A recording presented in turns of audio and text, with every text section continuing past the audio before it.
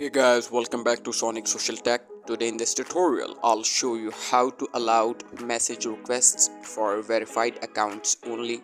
So just follow these simple steps and make sure to watch the video through to the end.